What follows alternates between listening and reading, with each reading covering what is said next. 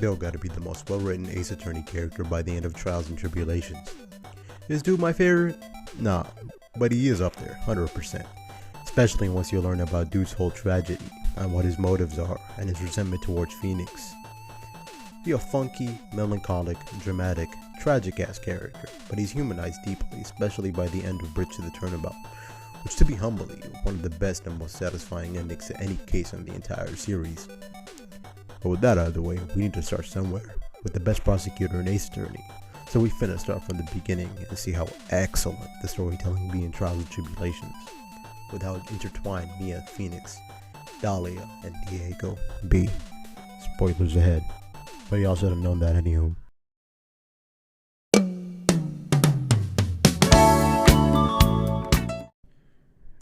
So, 5 years prior to Trials and Tribulations, Diego Hole, slick and sly, top-notch defense attorney, and he's basically Mia's mentor in her first case that Dahlia is involved in. They almost snagged the case while unveiling who Dahlia truly be, but the defendant done kill himself on the stand. Because of that whole shebang, Diego digs up who they thought the true killer was, Dahlia Hawthorne. She ends up poisoning Diego, which hit him so hard it done put Broski in a coma. On top of all that, it fucked up his vision, which makes him wear this rad-ass visor. But we also learned that Dude can't see the color red. Anywho, with those 5 years, Ace Attorney 1 and Justice for All happens, plus the first case of Trials and Tribulations where Dahlia finally done get caught and got hit with the whole death sentence. Well, and I forgot to mention, Diego and Mia were entangled.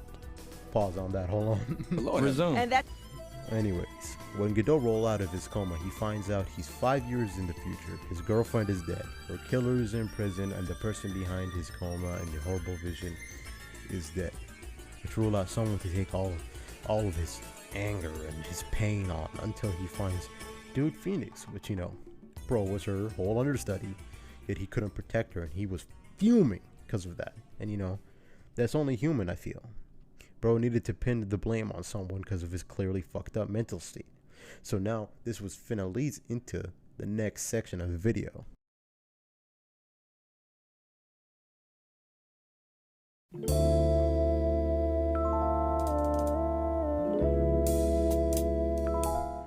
Once he meets up with Phoenix in their first trial, you can clearly see his distaste towards Phoenix, calling him trite, always being a dick to him, throwing coffee mugs at his face, etc, etc, all that good jazz.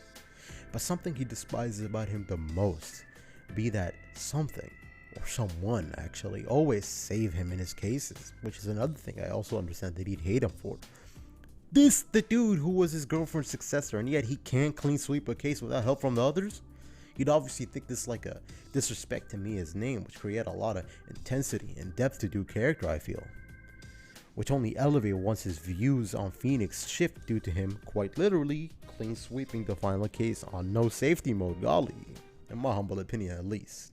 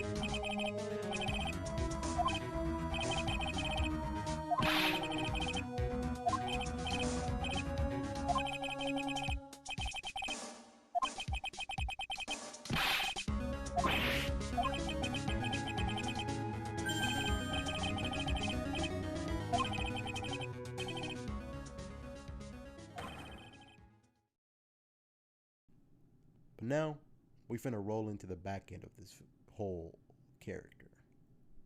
Bridge to the Turnabout.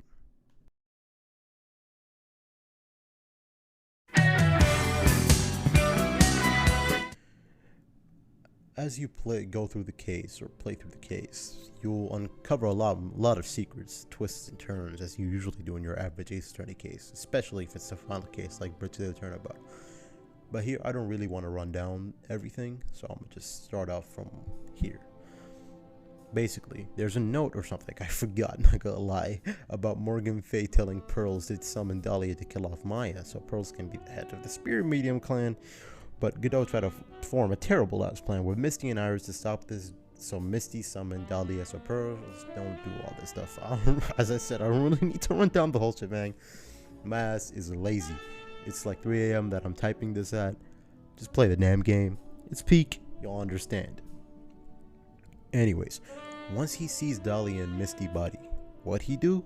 He kills her, obviously, killing Misty while she channeling Dahlia, but Dahlia still hit him on the visor, which comes into play on figuring out who killed Misty. Now y'all might think that this stupid or some shit, like why he do that, blah blah blah, but nah, this is my favorite part of how human they done make him. Think of this.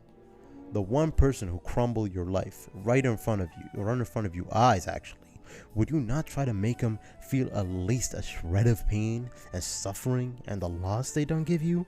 Because that's the human thing to do. Human psychology, crazy, but that's what makes dude so down to earth. It just sends a chill down your spine. And when he finally confesses on whether he think he did it to save Maya or because of his own selfishness, at that moment he ain't know who it was. It could have been Pearls, could have been Misty, shit, it could have been Maya herself. But dude took his shot and striked.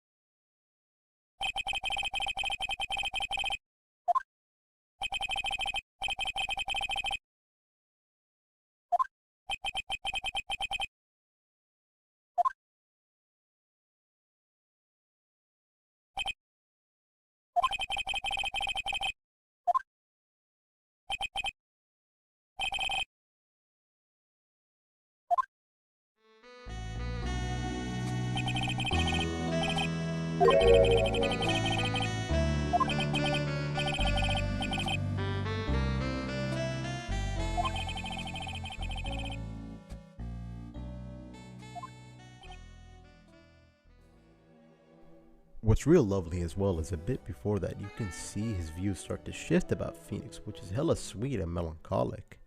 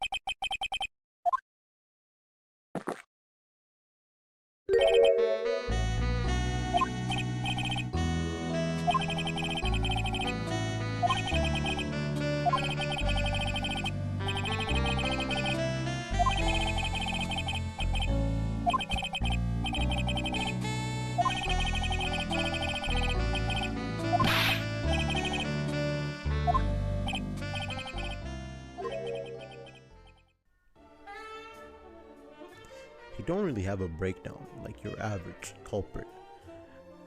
And then he basically just explains what the last part I was talking about. And once again, he ain't really sure what he did was for Maya or not, but he knows that he needed to lift that desire of revenge off his shoulders, and he done did it seems, which wrap up his wonderful character arc. Oh yeah, and I forgot to talk about the line that stuck with me hard since the day I beat it. The only time a lawyer can cry is when it's all over. That shit means a lot of things. It's hella complex and oddly poetic. Kinda like DMC3, golly. But it could be interpreted in many ways. And this scene just hits a lot more when you see him say it after telling Mia that at the end of her case when Terry, or whatever the fuck his name was, kills himself on the stand.